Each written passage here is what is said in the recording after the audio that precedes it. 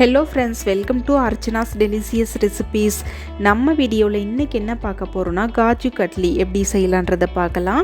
இந்த காஜு கட்லி பார்த்திங்கன்னா ரொம்ப டேஸ்ட்டாக இருக்கும். அதே போல் இந்த ஸ்வீட் செய்கிறதுமே ரொம்ப ஈஸி தான். வாங்க இந்த காஜு கட்லியை எப்படி வீட்லேயே ஈஸியாக செய்யலான்றதை பார்க்கலாம். இந்த காஜு கட்லி செய்கிறதுக்காக நம்ம இன்றைக்கி 1 கப் அளவு கேஷ்யூ எடுத்துருக்கோம். இந்த கேஷ்யூவை ஒரு மிக்ஸி ஜாரில் சேர்த்துட்டு நல்லா பொடியாக அரைச்சி எடுத்துகிட்டு வந்துடலாம். பாருங்கள், இந்த அளவுக்கு நம்ம பொடியாக அரைச்சி எடுத்துகிட்டு வந்தாச்சு. அதாவது நல்லா இது நைஸாக இருக்கணும், திப்பியாக அரைக்கக்கூடாது. இப்போ நம்ம செய்ய ஆரம்பிச்சிடலாம். அதுக்கு ஒரு பேனை வச்சுக்கலாம். அந்த பேனில் 1/2 கப் அளவு சுகர் சேர்த்துக்கலாம். 1/2 கப் அளவு சுகருக்கு 1/4 கப் அளவு தண்ணி சேர்த்துக்கலாம். சேர்த்துட்டு ரெண்டையும் இது போல் நல்லா மிக்ஸ் பண்ணி விட்டுருங்க. அதாவது இது நல்லா கொதிச்சு வரணும், அந்த அளவுக்கு நம்ம மிக்ஸ் பண்ணிகிட்டே இருக்கலாம். பாருங்கள், சர்க்கரை நல்லா மிக்ஸ் ஆகி நல்லா கொதிச்சு வந்திருக்கு.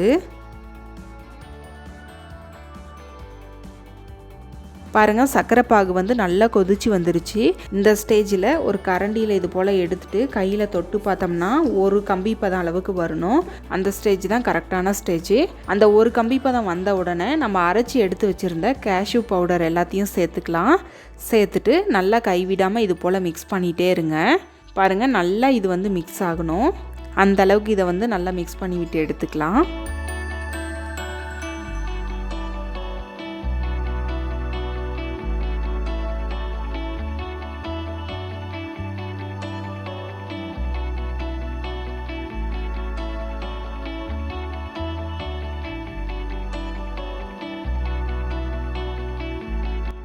கேஷ்யூ பவுடர் நல்லா வெந்து வந்த உடனே இதிலிருந்து நல்லா பபுள்ஸ்லாம் வர ஆரம்பிக்கும்.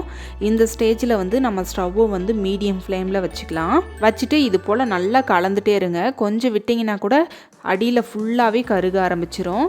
கொஞ்சம் கூட கைவிடக்கூடாது, அந்த அளவுக்கு நம்ம கலந்துட்டே இருக்கணும். அப்படி கலந்துட்டே இருக்கும்போது நம்மளோட மாவுலாம் நல்லா ரெடியாகிடுச்சுன்னு எப்படி கண்டுபிடிக்கிறதுனா, பாருங்கள், இது மாதிரி நல்லா பாத்திரத்திலே ஒட்டாமல் நல்லா சுருண்டு வரும். அந்த ஸ்டேஜில் நம்ம ஸ்டவ் ஆஃப் பண்ணிடலாம். ஆஃப் பண்ணிவிட்டு கொஞ்சமாக கையில் தண்ணி நனைச்சிட்டு இது போல் எடுத்து பார்த்திங்கன்னா நல்லா உருண்டியாக உருட்டுறதுக்கு வரணும். அப்படி வந்தால் நம்மளோட காஜு கட்லி எல்லாமே ரொம்ப சூப்பராக ரெடி ஆயிருச்சு. இதுக்கப்புறம் நீங்கள் ஸ்டவ்வில் விட்டிங்கன்னா இது காஜு பருப்பியாக மாறிடும். அதாவது எல்லாமே சர்க்கரை கட்டி மாதிரி வந்துடும். அதனால் நீங்கள் அதுக்குள்ளேயே ஸ்டவ் ஆஃப் பண்ணிவிட்டு எடுத்து வச்சுருங்க.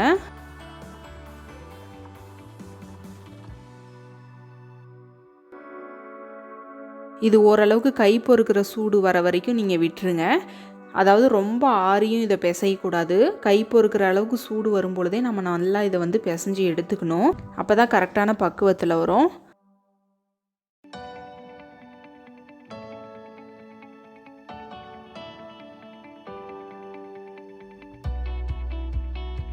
பாருங்கள், ஒரு பட்டர் ஷீட்டில் வச்சுட்டு ஒரு சப்பாத்தி கட்டையை வச்சு இது போல் நம்ம நல்லா தேய்ச்சி எடுத்துக்கலாம்.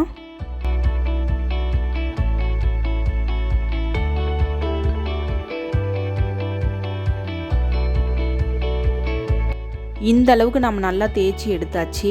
இப்போ நம்ம சில்வர் வார்க் எடுத்து வச்சுருக்கோம். அதை இது போல் மேலே ஒட்டி விட்டுக்கலாம்.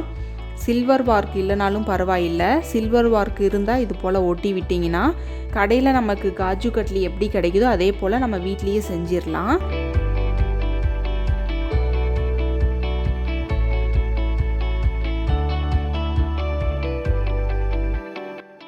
சில்வர் வார்க் எல்லாத்தையுமே நல்லா ஒட்டி விட்டதுக்கப்புறமா நமக்கு எந்த ஷேப் வேணுமோ அந்த ஷேப்பில் கட் பண்ணிக்கலாம்.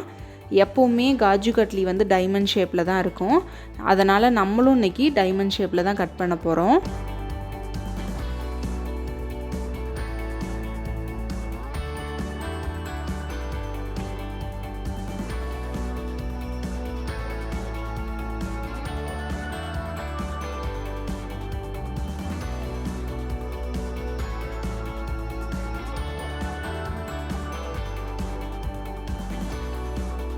பாருங்கள், நம்மளோட காஜு கட்லி எல்லாத்தையுமே ரொம்ப சூப்பராக நம்ம கட் பண்ணி எடுத்தாச்சு. கட் பண்ணதுக்கப்புறமா இது போல் எடுத்தோம்னா ஈஸியாக எடுக்க வரணும். அப்படி வந்தால் தான் இந்த காஜு கட்லி எல்லாமே கரெக்டான பக்குவத்தில் வந்திருக்குன்னு அர்த்தம். பாருங்கள், பேப்பரில் எதுவுமே அடியில் ஒட்டக்கூடாது. ஈஸியாக இது போல் எடுக்க வரணும். பாருங்கள், கடையில் வாங்கக்கூடிய அளவுக்கு பர்ஃபெக்டாக நம்மளோட காஜு கட்லி எல்லாமே ரெடியாகி வந்திருக்கு. பாருங்கள், நம்ம எல்லாத்தையும் பேப்பர்லேருந்து எடுத்தாச்சு. எல்லாமே ஈஸியாக ரிமூவ் ஆகி வந்துருச்சு.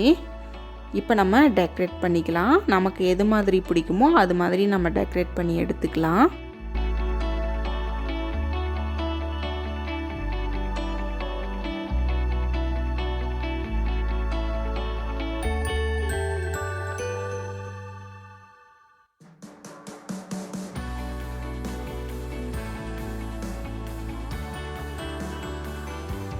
பாருங்கள், நம்மளோட காஜு கட்லி எல்லாமே ரொம்ப ரொம்ப சூப்பராக அட்டகாசமாக ரெடியாகி வந்திருக்கு. கடையில் வாங்கக்கூடிய அளவுக்கு டேஸ்ட்டில் இருக்குது. இதை நம்ம வீட்லேயே ஈஸியாக செஞ்சிடலாம். கண்டிப்பாக அந்த ரெசிபியை நீங்களும் ட்ரை பண்ணுங்கள். ட்ரை பண்ணிவிட்டு எப்படி வந்துச்சுன்னு உங்களோட ஃபீட்பேக்கை எங்களோட ஷேர் பண்ணுங்கள். இந்த வீடியோ உங்களுக்கு பிடிச்சிருந்தா மறக்காமல் லைக் பண்ணுங்கள், சப்ஸ்கிரைப் பண்ணுங்கள், ஷேர் பண்ணுங்கள்.